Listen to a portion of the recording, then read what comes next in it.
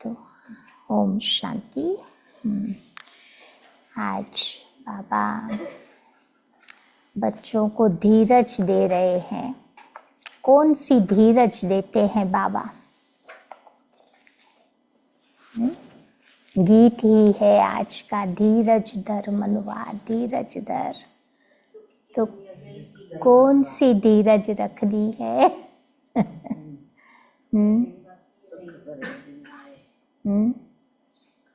तो बाबा आज बताते हैं कि इस दुनिया में सब कुछ सहन करना है।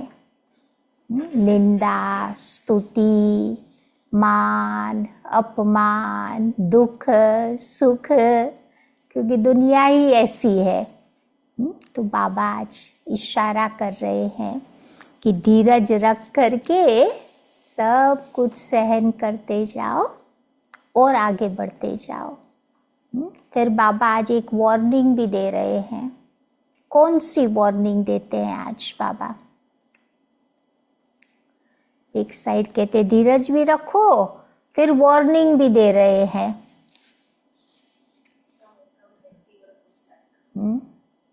वार्निंग, चेतावनी है। भयानक समय आने वाला है कि आ गया।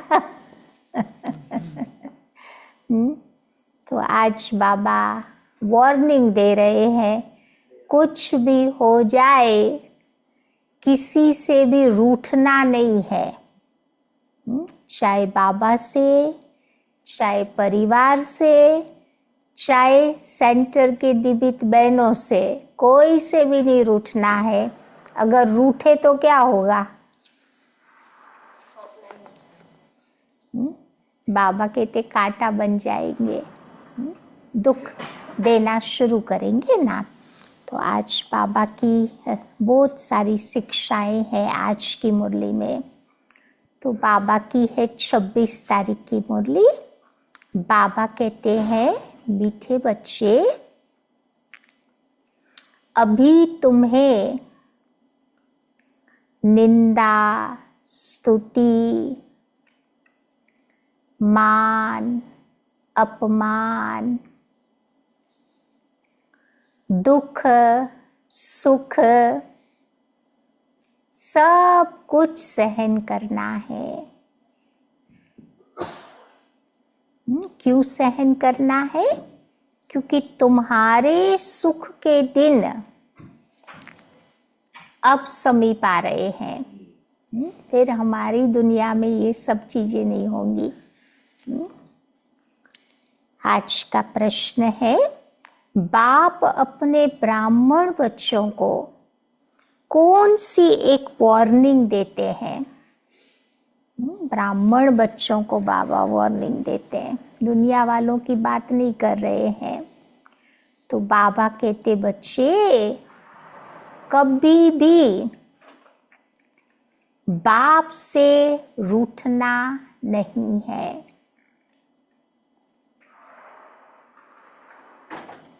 अगर बाप से रूठेंगे तो सदगति से भी रूठ जाएंगे।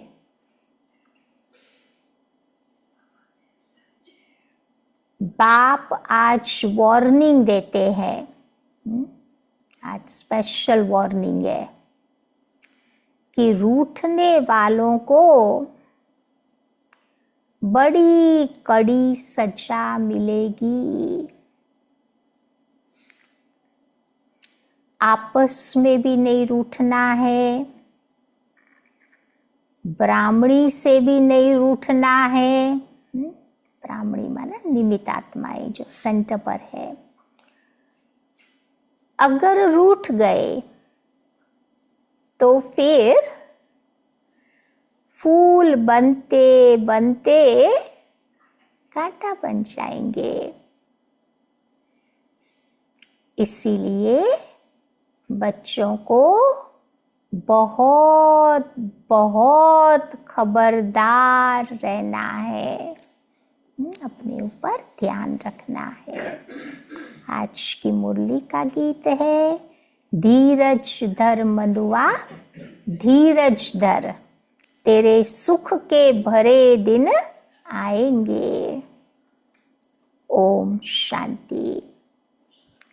तो मीठे मीठे सिकिलदे बच्चों ने गीत सुना। तुम बच्चों के जो भी जन्म जन्मांतर के दुख है अब सब दूर हो जाने चाहिए। इस गीत की लाइन सुनी?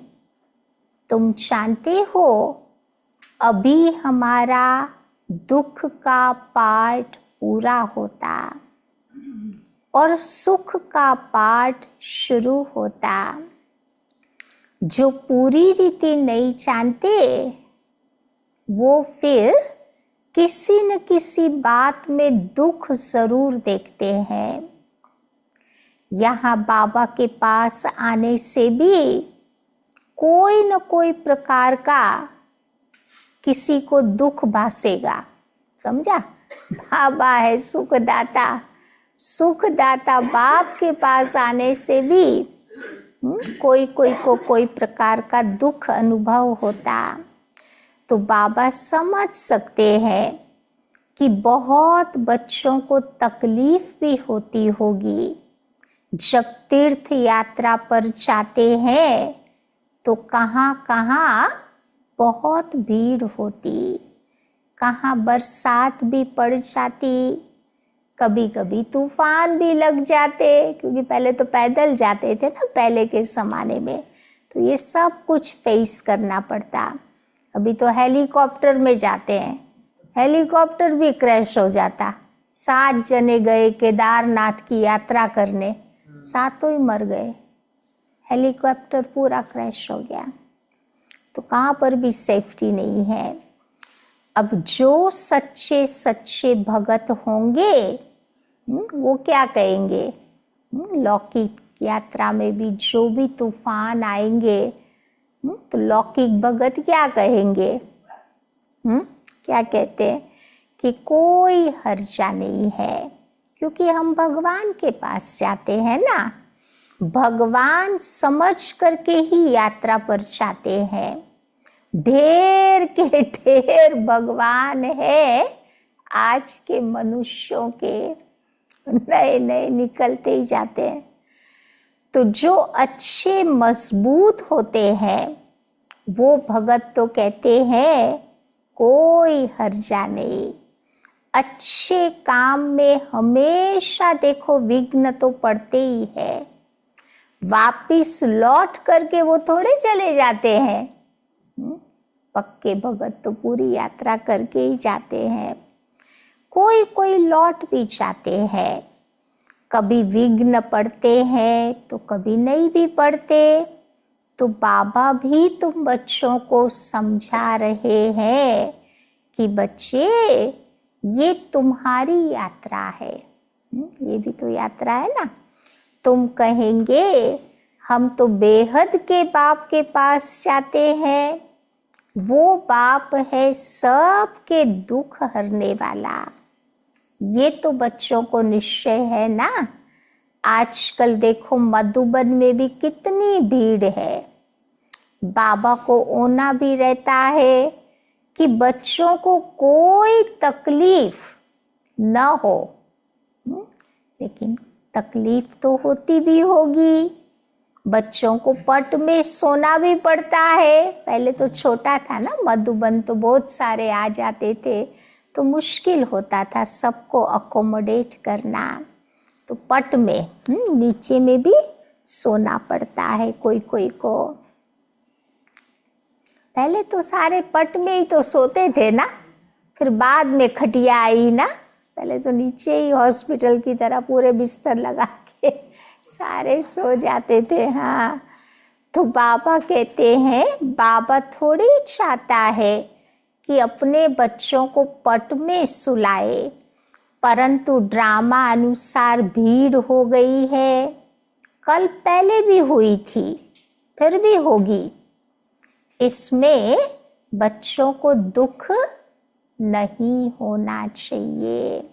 तुम ये भी जानते हो पढ़ने वाले कोई तो राजा बनेंगे, कोई फिर रंक भी बनेंगे। रंक माना गरीब, कोई राजा बन जाएगा, कोई गरीब बन जाते। कोई का ऊंचा मर्तबा तो कोई का कम मर्तबा, परंतु सुख जरूर होगा। ये भी बाबा जानते हैं कि कोई कोई बच्चे तो बहुत कच्चे हैं, कुछ भी सहन नहीं कर सकते। उन्हों को कुछ तकलीफ होगी तो फिर वो कहेंगे, क्या कहेंगे, मधुबन में आते हैं ना, थोड़ी भी कुछ तकलीफ होती है तो क्या कहते हैं, हम तो नाहक के यहाँ आए, बेकार के यहाँ आए। या कहेंगे कि हमको तो ब्राह्मणी जोर करके यहाँ ले आई। बहनों को पर डाल देंगे कि ये जबरदस्ती से ले आई। अब ऐसे भी होंगे जो कहेंगे कि हमको तो ब्राह्मणी ने बेकार का फंसा दिया। तो पूरी पहचान नहीं कि विश्वविद्यालय में आए हैं, तो इस समय की पढ़ाई से कोई तो राव बन जाएगा, कोई रंक भी बनने वाले हैं भविष्य में। अब यहाँ के रंक और राव में और वहाँ के रंक और राव में रात दिन का फर्क होता है। यहाँ के राजा भी दुखी है तो रंक भी दुखी है, राजा प्रजा दोनों दुखी है।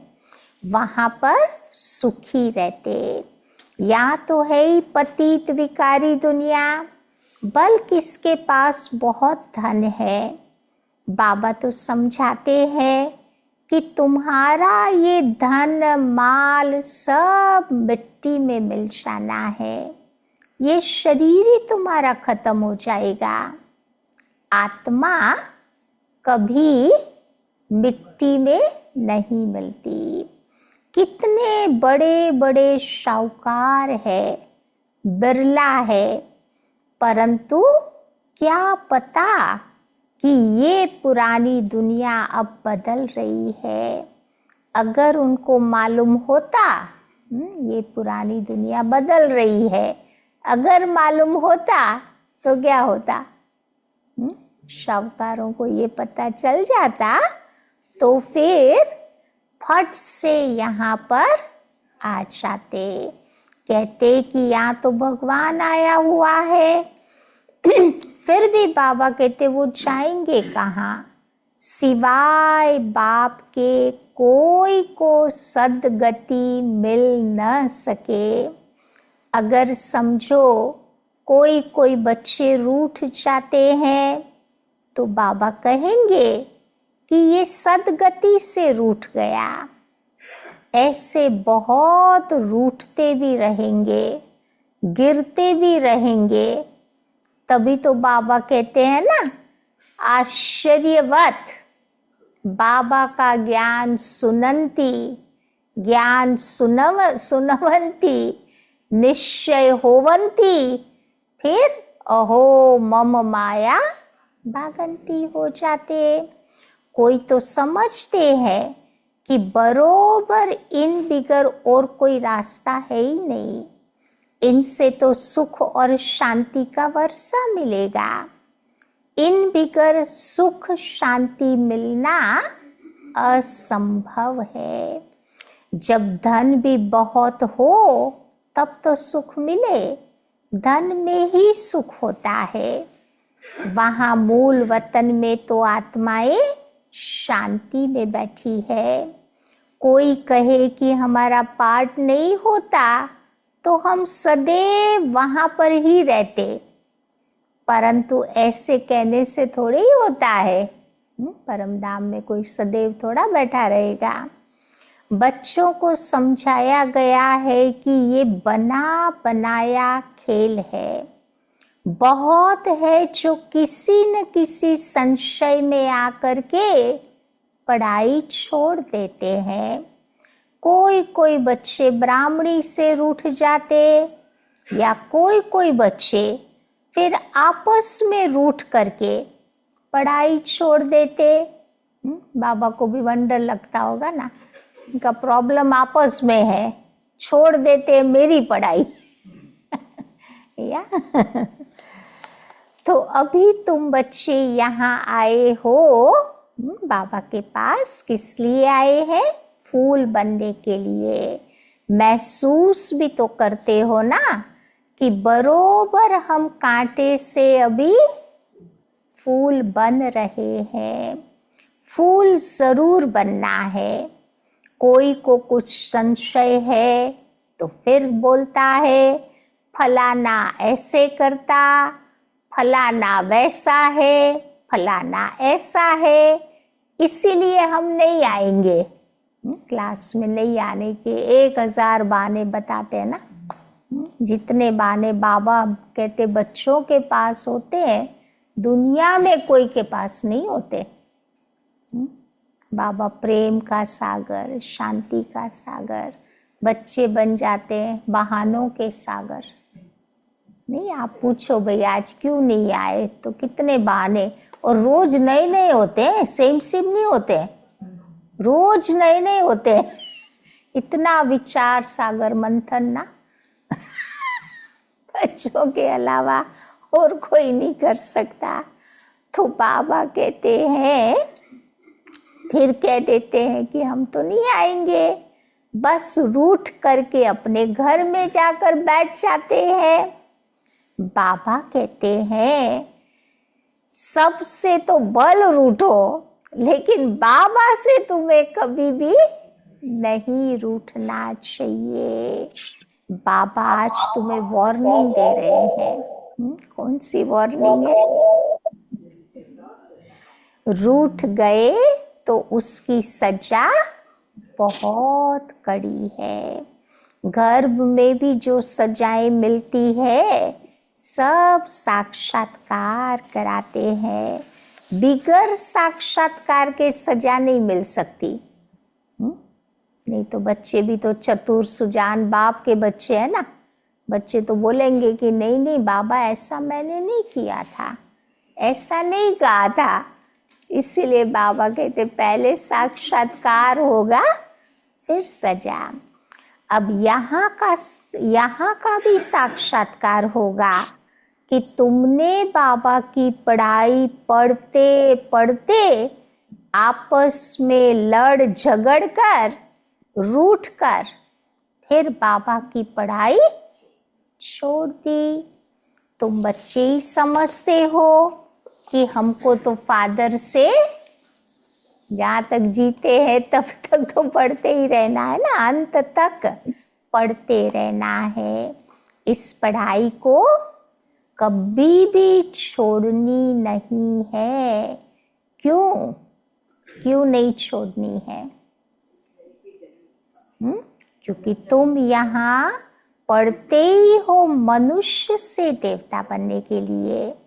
तो ऐसे ऊंचते ऊंच बाप के पास तुम मिलने के लिए आते हो। कभी कभी देखो जास्ती बच्चे भी आ जाते हैं, ड्रामा अनुसार कुछ तकलीफ भी पड़ती है। कई बार तकलीफ भी बच्चों को फील होती है ना, लेकिन बच्चों को अनेक तूफान आते रहते हैं। फलानी चीज आज हमें नहीं मिली, ये नहीं होता तो ये कुछ भी नहीं होता था, मतलब ये सब आते हैं ना डाउट्स।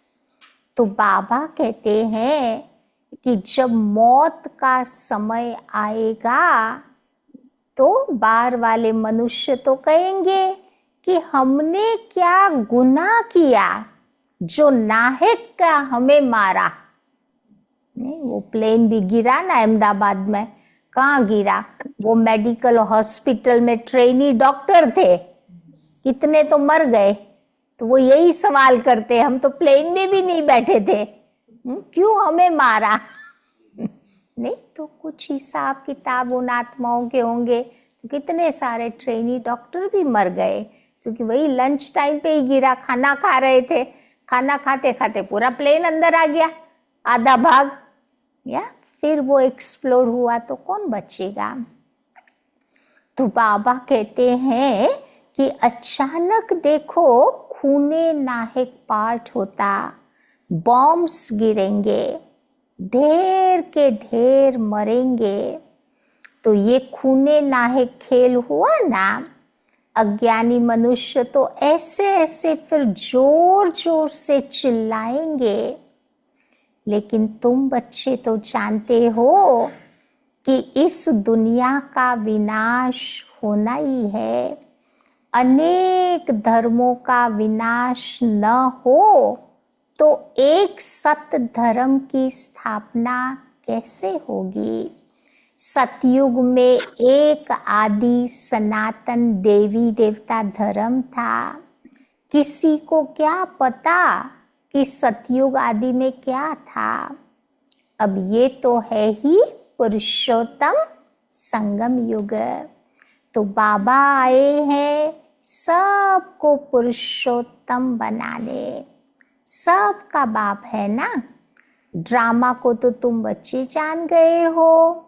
सब तो सतयुग में आएंगे नहीं। इतनी करोड़ों आत्माएं सतयुग में थोड़ी आएंगी। तो ये सारी डिटेल्स की बातें हैं। बहुत बच्चियां हैं जो कुछ भी समझती नहीं है, भक्ति मार्ग के हीरे हुए हैं, तो उनकी बुद्धि में ज्ञान बैठ न सके। भक्ति की आदत पड़ी हुई है। कहते हैं कि भगवान क्या नहीं कर सकता, वो तो मरे हुए को भी जिंदा कर देता है। अब बाबा के पास आते हैं, कहते हैं कि फलाने मनुष्य ने मरे हुए को भी जगाया, तो क्या ये भगवान नहीं कर सकता? सारे जिंदा हो जावे तो फिर तो कितनी संख्या हो जावे ना, कोई मरे ही नहीं। लेकिन बाबा कहती ये खेल है ना, खेल बिगड़ जाएगा ना फिर। तो कोई ने अच्छा काम किया तो बस उसकी महिमा करने लग पड़ते हैं, फिर उनके हजारों फॉलोवर्स बन जाएंगे। अब तुम्हारे पास तो देखो बहुत थोड़े आते हैं, भगवान पढ़ाते हैं, फिर इतने थोड़े क्यों आते हैं? पूछते हैं बाबा। यहाँ तो भगवान पढ़ाते हैं ना, फिर इतने थोड़े क्यों? ऐसे तुम्हें प्रश्न करते हैं तो बाबा कहते उसका कारण है। क्या कारण है? कि यहाँ पर तो मरना पड़ता है और वहां पर खाली कनरस ही है। उस दुनिया में तो खाली कहानियां सुनाते हैं ना, कनरस, या मन रस को लगाना पड़ता है। बड़े भपके से वो लोग बैठ करके गीता सुनाते हैं, भगत लोग सुनते भी है, नहीं? वो सुनाने वाला भी रोता है, भगत भी रोते हैं। नहीं, वो डोंगरे महाराज थे ना, गुजराती में कथा करते थे। कृष्ण जब मथुरा छोड़, वो वृंदावन छोड़ के मथुरा जाता है ना, गोपियां रो रही है, वो सुनते सुनते डोंगरे महाराज भी रो रहे हैं, सारी ऑडियंस भी रो रही है ना। तो कईयों में वो एक आर्ट होती है ना, कईयों को हंसा देते हैं, कईयों को रुला देते हैं। तो बाबा कहते भगत भी बड़े भपके से बैठ सुनते हैं। तो यहाँ पर तो कन्न रस की बात नहीं, तुम बच्चों को तो सिर्फ कहा जाता है बाबा को याद करो। गीता में भी तो अक्षर है ना, मन मना भव। बाप को याद करो तो विकर्म विनाश हो जाएंगे। बाबा कहते हैं अच्छा, ब्राह्मणी सेवा सेंटर से रूठ जाते हो तो अच्छा ये काम तो करो, और संग तोड़ अपने को आत्मा समझ बाबा को याद करो। बाबा ही तो पतित पावन है ना, बस बाबा को याद करते रहो, स्वदर्शन चक्र को फिराते रहो। इतना भी याद किया तो स्वर्ग में तो जरूर आ जाएंगे। स्वर्ग में ऊंच पद वो केवल मिलेगा तीव्र पुरुषार्थ से। प्रजा भी तो उसके लिए बनानी तो पड़े ना, नहीं तो राजा ही किस पर करेंगे। जो बच्चे बहुत मेहनत करते हैं जरूर ऊंच पद वही तो पाएंगे ना। तो ऊंच पद के लिए ही कितना माथा मारते हैं। पुरुषार्थ के बिगड़ तो कोई रह नहीं सकता। तुम बच्चे जानते हो ऊंचते ऊंच पतित पावन बाप है। मनुष्य बल महिमा गाते हैं परंतु अर्थ नहीं समझते। भारत कितना शाहूकार था। भारत है स्वर्ग, वंडर ऑफ द वर्ल्ड। वो 7 वंडर्स तो माया के हैं। सारे ड्रामा में ऊंचते ऊंच है स्वर्ग और नीचे ते नीचे है नरक। अभी तुम बाबा के पास आए हो, तुम जानते हो मीठा बाबा इतना ऊंचते ऊंच ले जाते हैं। ऐसे बाबा को कौन भूलेगा। बल कहाँ भी बाहर जाओ सिर्फ एक बात याद रखो कि मुझे बाबा को याद करना है। बाबा तुम बच्चों को ये श्रीमत देते हैं, भगवान वाच्य है, न कि ब्रह्मा भगवान वाच्य। ब्रह्मा बाबा नहीं कह रहे, शुभ बाबा कह रहे हैं। अब बेहद का बाप बच्चों से पूछते हैं कि बच्चे हम तुमको इतना शाहूकार बना करके गए, फिर बताओ तुम्हारी दुर्गति कैसे हुई। सतयुग में कितने शाहूकार बनाया था ना बाबा ने। अभी बाबा कहते इतनी दुर्गति कैसे हो गई। परंतु सुनते भी ऐसे हैं जैसे कुछ भी समझते नहीं। तो बच्चों को थोड़ी तकलीफ होती है। तो बाबा तो कहते हैं कि इस दुनिया में तुम्हें दुख सुख निंदा स्तुति सब सहन करना है। यहाँ के मनुष्य देखो कैसे हैं। प्राइम मिनिस्टर को भी पत्थर मारने में देरी थोड़ी करते हैं। उस टाइम पे वो इंदिरा गांधी थी ना, तो किसी ने पत्थर मार के उसकी नाक को काट दिया था, तो वो लगा के घूमती थी। तो इंडिया में तो वो नाक उसका वो शान का प्रतीक होता है ना, किसी का इंसल्ट करना है ना तो उसकी नाक पे मारो। हाँ, वो अभिमान का स्वाभिमान जो भी दुनिया वाले मानते हैं उसका वो प्रतीक होता है। तो बाबा कहते हैं हाँ हाँ, तो इसीलिए माया भी तो 2 जगह से पकड़ती है ना, एक ये अभिमान का प्रतीक और ये बार स्टिक आउट है ना गॉसिप का प्रतीक। 2 जगह से माया की एंट्री होती है, ये द्वार है। तो बाबा कहते प्राइम मिनिस्टर को भी पत्थर मारने में देरी नहीं करते हैं। कहते हैं स्कूल के बच्चों का ये न्यू ब्लड है, बहुत महिमा करते हैं उनकी, समझते हैं ये फ्यूचर का न्यू ब्लड है यूथ के लिए बाबा कहते हैं। परंतु वही स्टूडेंट दुख देने वाले भी निकल पड़ते हैं, कॉलेजों में भी आग लगा देते हैं, 1-2 को गाली देते रहते हैं। बाबा समझाते हैं कि देखो बच्चे इस दुनिया का क्या हाल हो गया है। ड्रामा का एक्टर होकर के भी ड्रामा के आदि मध्य अंत और मुख्य एक्टर्स आदि को जानते नहीं है, तो उनको क्या कहेंगे। बड़े ते बड़ा कौन है, उसकी बायोग्राफी तो कम से कम जाननी चाहिए ना। कुछ भी नहीं जानते। ब्रह्मा विष्णु शंकर का क्या पाठ है, धर्म स्थापकों का क्या पाठ है। मनुष्य तो अंधश्रद्धा में आकर सबको प्रिसेप्टर कह देता है। वास्तव में गुरु तो वो होता जो सद्गति करता।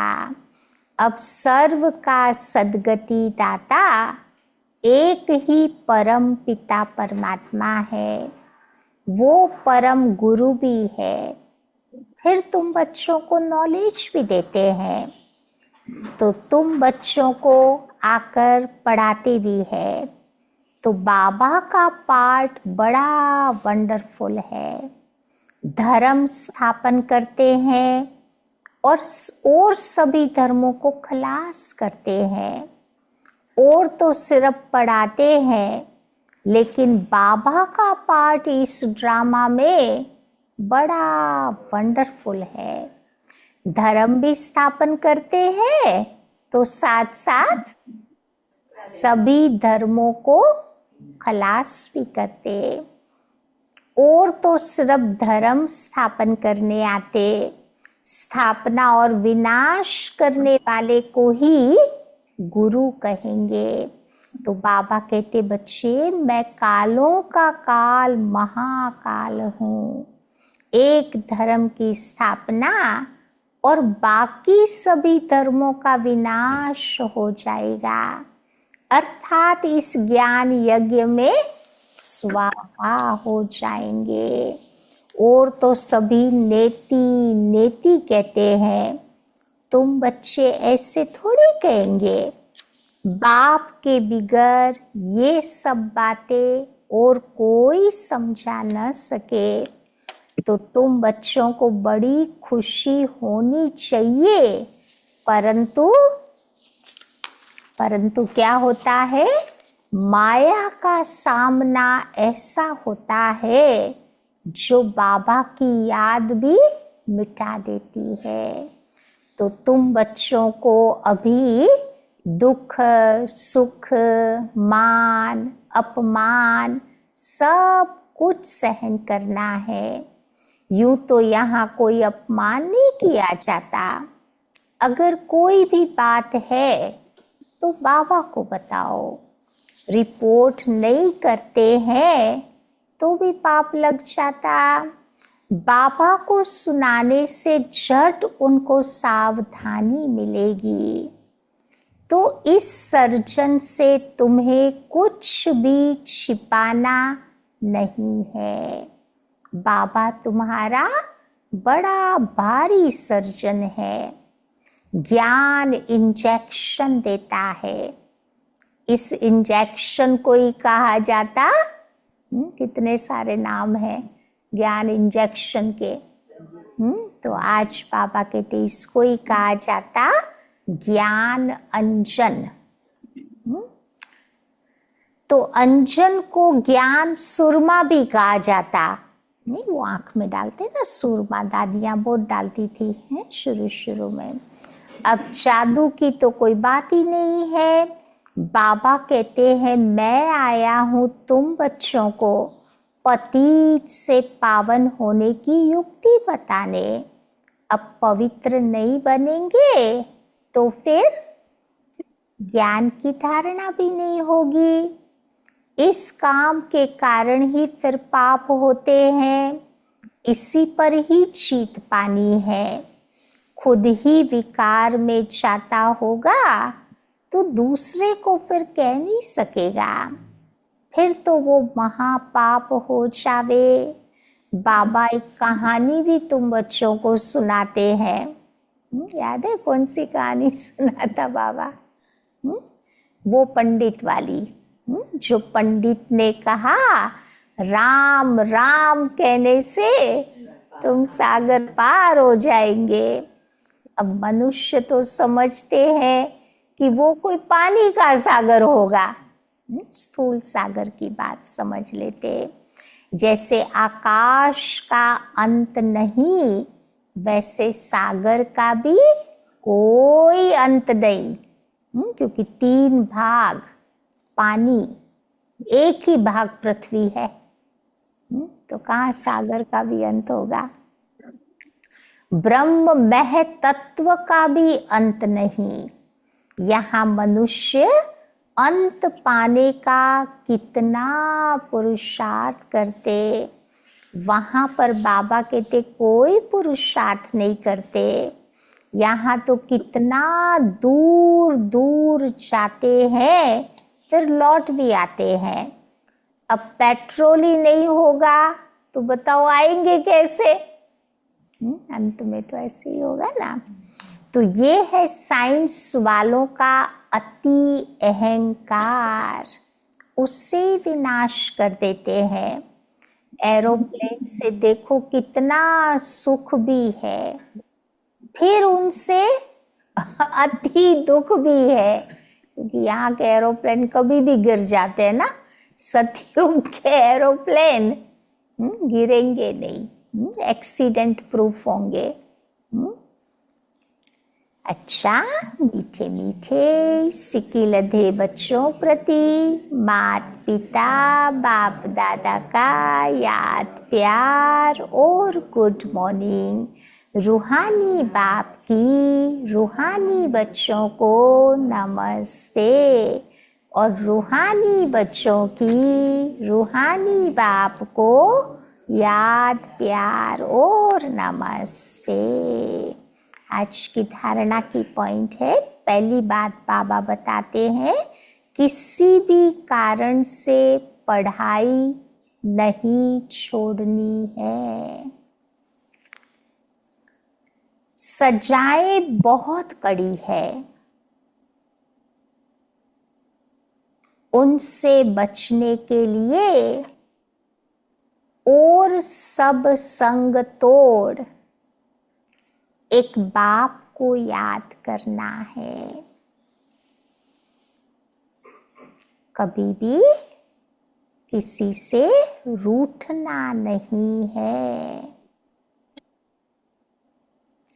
दूसरी बात बाबा बताते हैं, ज्ञान इंजेक्शन व अंजन देने वाला एक बाप ही है। उस अविनाशी सर्जन से कोई बात छिपानी नहीं है। बाप को सुनाने से झट सावधानी मिल जाएगी। आज का वरदान है, तन की तंदुरुस्ती, मन की खुशी और धन की समृद्धि द्वारा श्रेष्ठ भाग्यवान भव।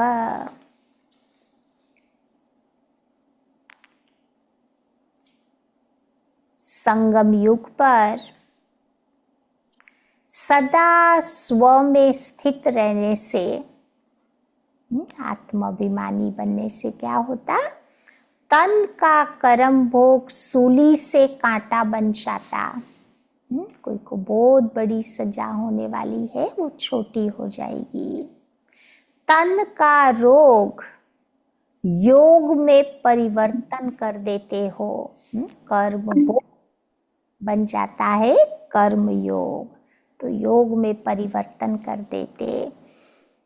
इसीलिए सदा स्वस्थ हो।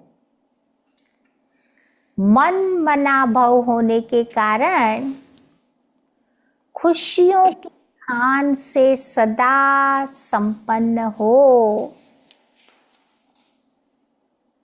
मन की खुशी प्राप्त करते हो, और ज्ञान धन सब धनों से श्रेष्ठ है। कितना बाबा देता ही रहता है ना, ज्ञान का भंडार है, ज्ञान का खजाना देता ही रहता है। तो ज्ञान धन वालों की प्रकृति स्वतः दासी बन जाती है और सर्व संबंध भी एक के साथ है। संपर्क भी होली हंसों के साथ है। इसीलिए श्रेष्ठ भाग्यवान का वरदान स्वतः प्राप्त है। तो ये तन मन धन तीनों की समृद्धि की बाबा ने बात की। तन भी बाबा की याद से हेल्थी रहता, हिसाब किताब चुकतू हो जाते, बड़ी बीमारी छोटी बन जाए, मन में खुशी है तो वो खुशी शक्ति देती है। और ज्ञान रूपी धन है तो तीनों की समृद्धि हो गई ना। स्लोगन, याद और सेवा दोनों का बैलेंस ही डबल लॉक है। याद और सेवा, ये डबल लॉक चाहिए। खाली याद से कुछ नहीं होगा, खाली सेवा के पीछे दौड़ते रहो तो भी नहीं होगा कुछ। दोनों चाहिए तो माया से बचा सकेंगे। आज का व्यक्त इशारा है, जैसे अनेक जन्म अपने देह के स्वरूप की स्मृति नेचुरल रही, वैसे ही अपने असली स्वरूप की स्मृति का अनुभव थोड़ा समय भी नहीं करेंगे क्या? ऐसे अपने असली स्वरूप की स्मृति का अनुभव क्या थोड़ा समय भी नहीं करेंगे? ये पहला पाठ कंप्लीट करो, तब अपनी आत्म अभिमानी स्थिति के द्वारा सर्व आत्माओं को साक्षात्कार कराने के निमित्त बन जाएंगे। तो पहला पाठ पक्का कराना है और करना है। तो बाबा कहते हैं सर्व आत्माओं को साक्षात्कार कराने के निमित्त बन जाएंगे। ठीक है, तो आज लिंग भी दी ना।